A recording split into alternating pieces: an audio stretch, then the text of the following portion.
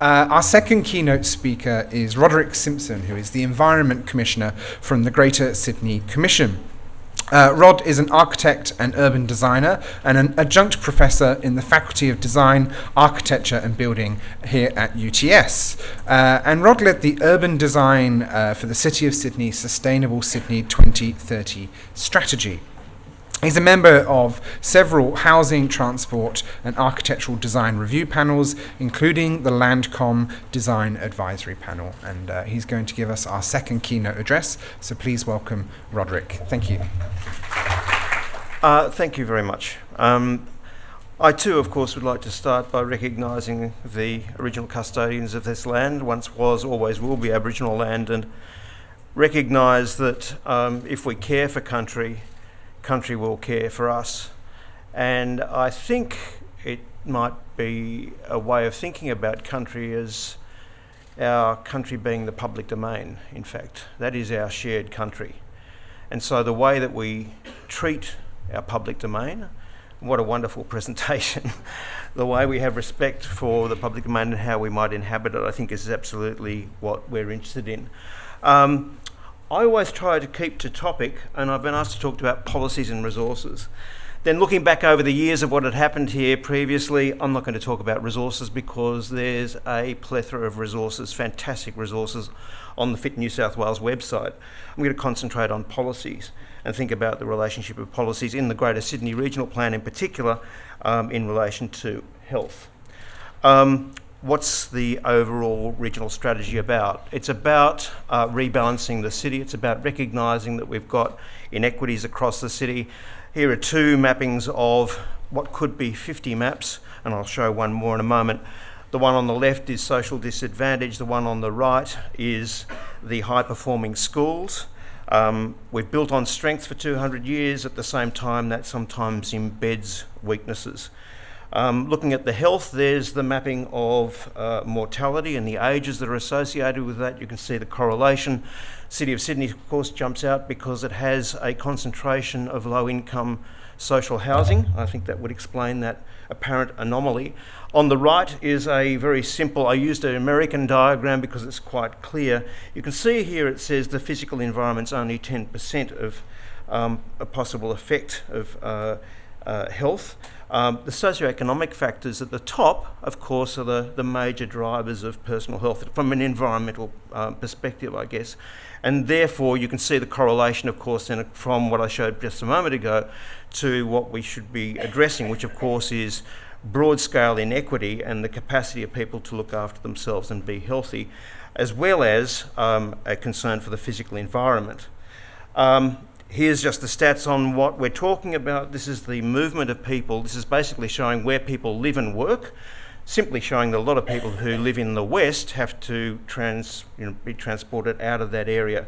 So that, of course, is not simply a cost, it's also an imposition on their time with their families and so forth. So, in other words, more stress, and of course, there's associated health impacts with that.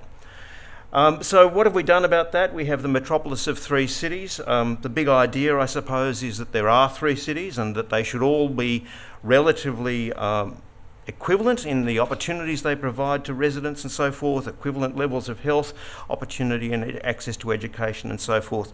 And that, of course, is distilled, if you like, down to the idea of the 30-minute city. We haven't got 20 minutes yet, but we're maybe the next iteration of the plan, because 20 minutes probably is a much better thing to be aiming for.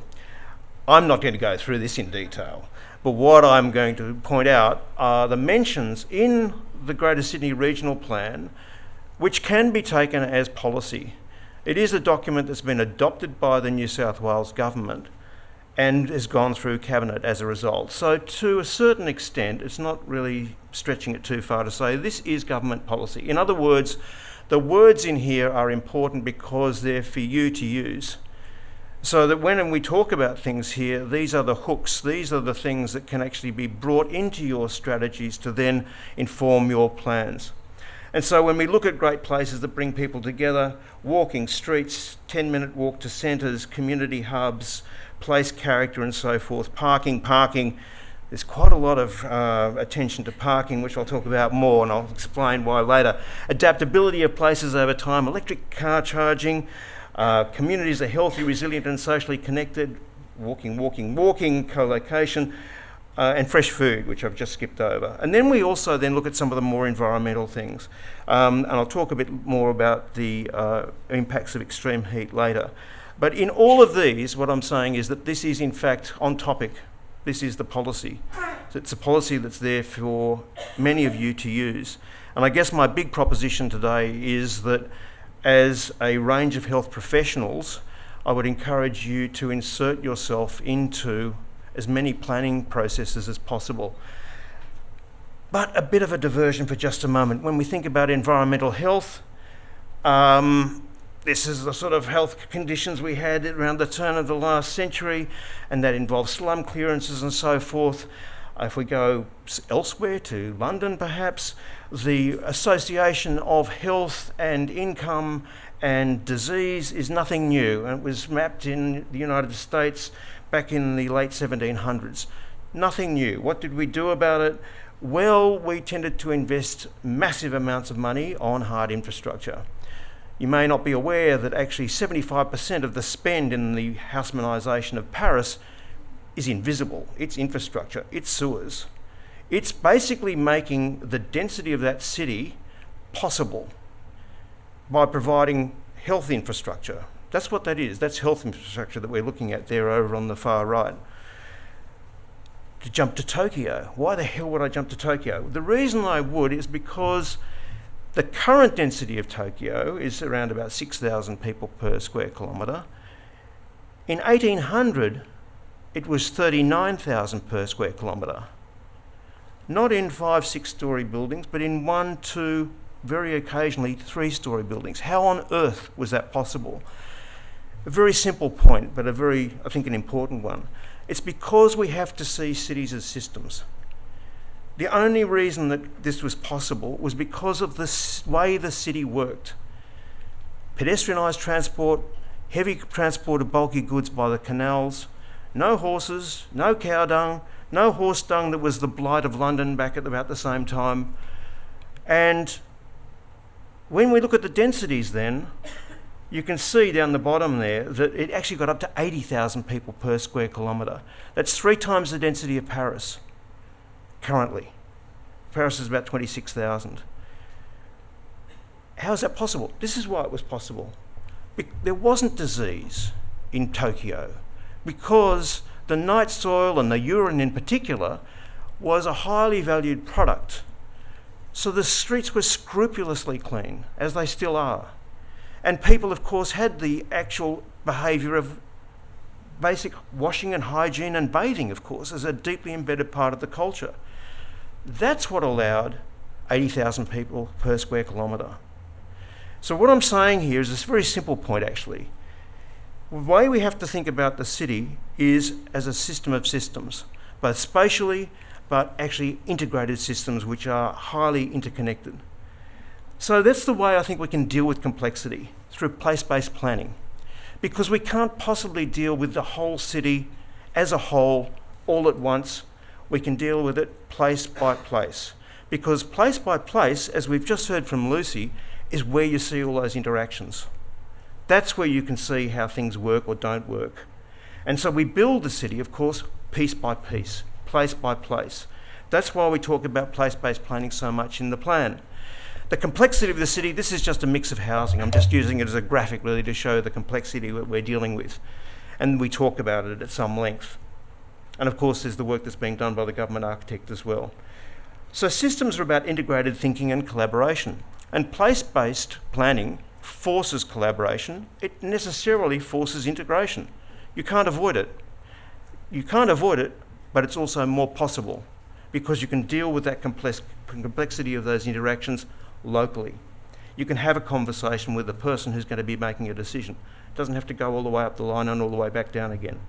So collaboration is absolutely key. Another representation of what we're talking about. All these aspects, actually it's the interaction between those aspects that go to make a great place. A reworking of Lucy's slide I just worked up in the last couple of minutes.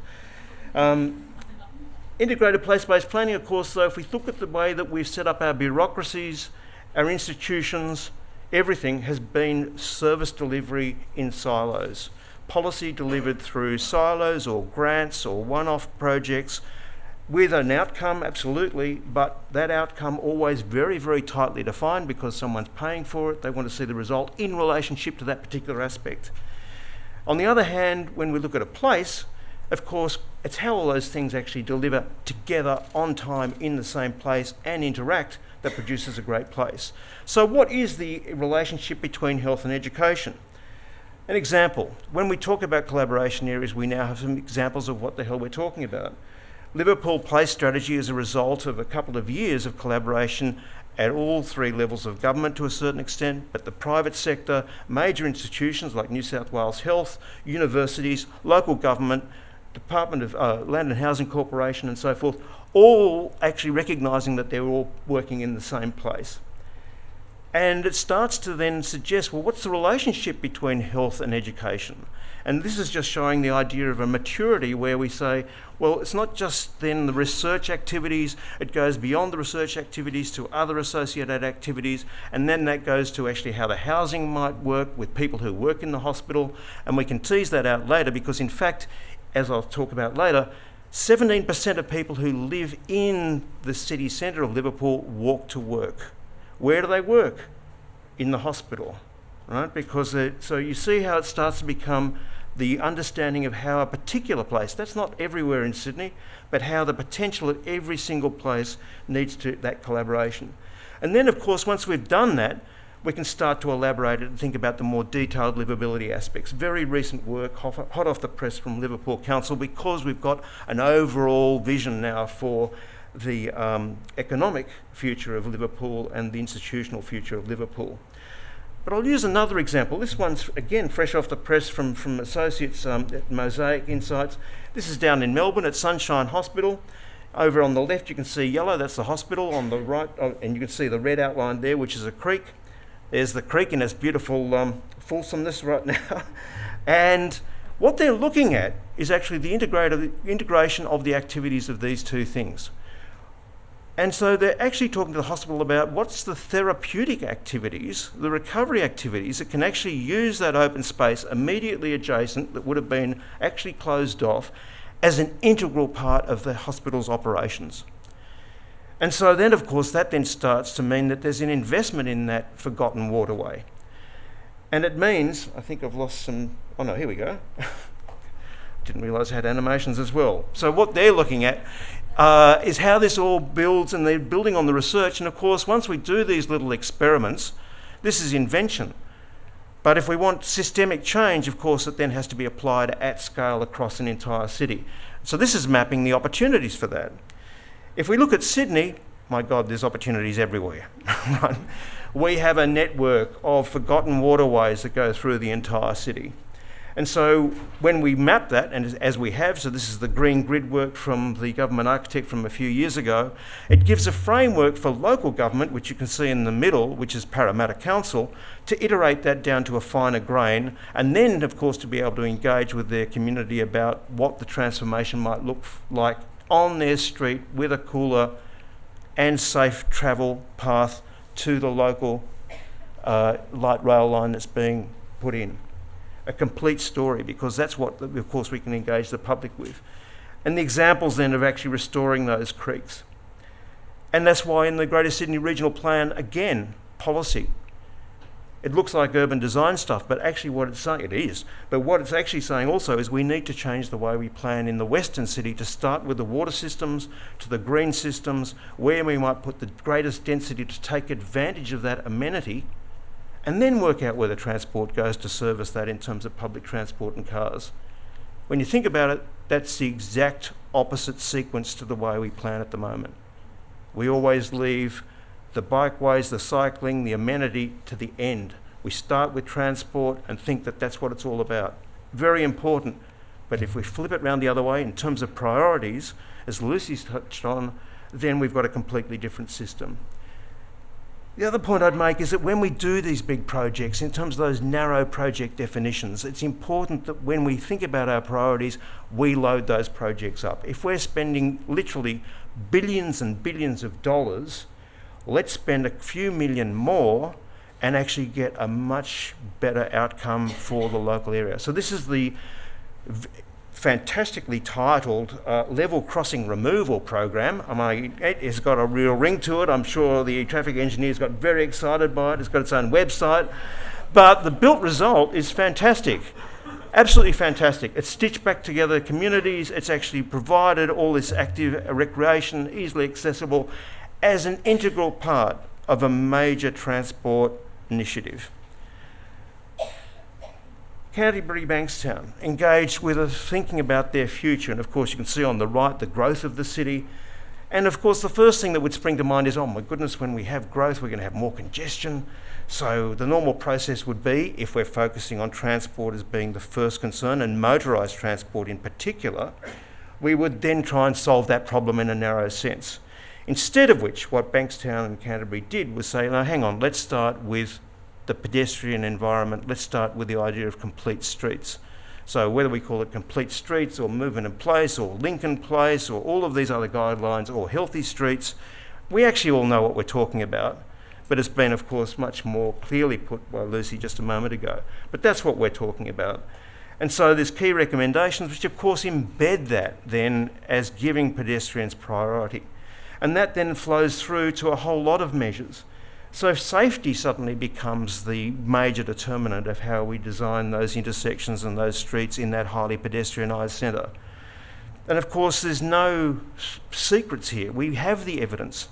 I should stress that I've put those two things together. This is not in the Canterbury Bankstown document, but the complete streets really leads to the suggestion, I think, of, well, what is a safe speed in these highly pedestrianised environments? It ain't 40 kilometres an hour, right?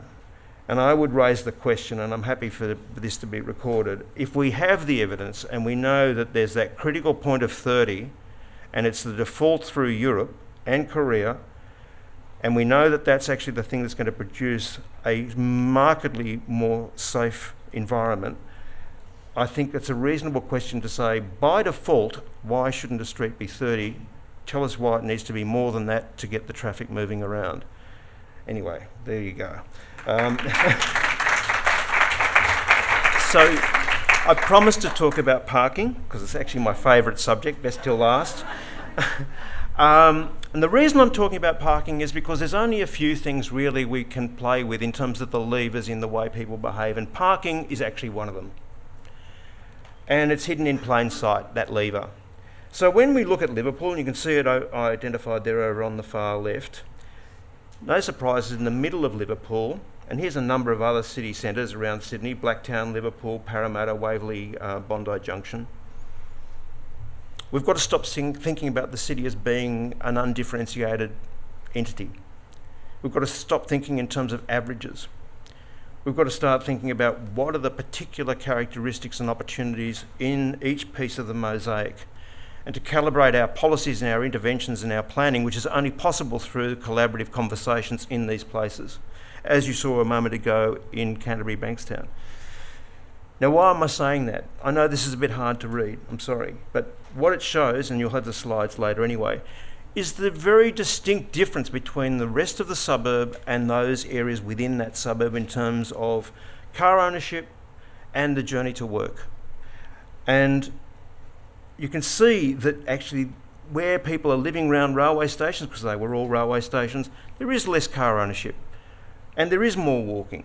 So surely then we should be actually picking up on that and using that single lever, and again, the evidence is in there, the single major determinant of whether people will own and use a car is the availability of parking. You may not be aware that in Tokyo you have to accommodate your car on site. There's no street parking basically. And so, hey presto, when land value is like it is in the middle of Tokyo, people make the decision that they are not going to drive. And you can see it here. So I'm hoping that's 5 minutes. It is good. Just thought I'd check. So I'm not suggesting these are averages. But imagine Sydney where, yes, you can live as it might be in Canberra, in some of the outer suburbs, that's fine. But I think there's places in Sydney where it might be more like Barcelona, or it might be more like Helsinki, who, as you can see there, has a fairly substantial amount of cycling Gets down to -7 in Helsinki, so I think that is definitely an average, but let's just see. But maybe not so much in winter, we'll see. But the parking, again, don't just think about it as parking. I know you can't read that, you can read that later. What this is showing, though, is all of the aspects that then link to a single policy about parking.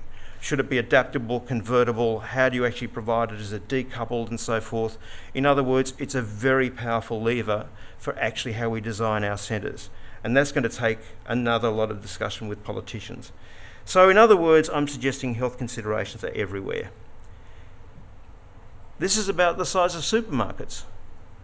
You see, I don't know that health would normally be associated with supermarkets, except in the sense that it should be reasonably accessible.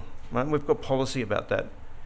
But if we allow the concentration of large supermarkets so that they're 4,500 square metres rather than setting a maximum of, say, 900, the economics of that means they need a certain population, and that'll be over a relatively low density area.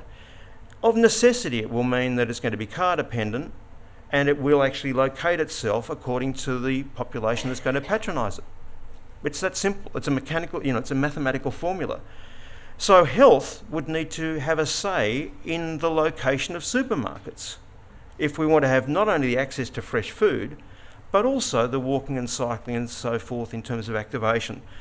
So you see what I'm saying, that actually, as health professionals, I think not a matter of responding through checklists necessarily only, but getting in there in the mix in terms of the considerations for how the planning is done, you have an essential part to play. And this is what is actually happening in the ACT government. In order to revitalise the small neighbourhood centres, they put a cap on the size of supermarkets to actually counteract what's happened with the changes in demographics and car use over the original planning from the 1970s. Extraordinary levels of walking to school, walking to local shops back in the 1970s, and they're trying to restore that. And it's in Ireland as well. So, very last couple of slides on extreme heat, because I promised I'd speak about it. Yes, it's the highest mortality for natural disasters we know. We're talking about the development of the Western Parkland City. That's Waianamadda or South Creek catchment outlined in red. There's the green grid across the entire city.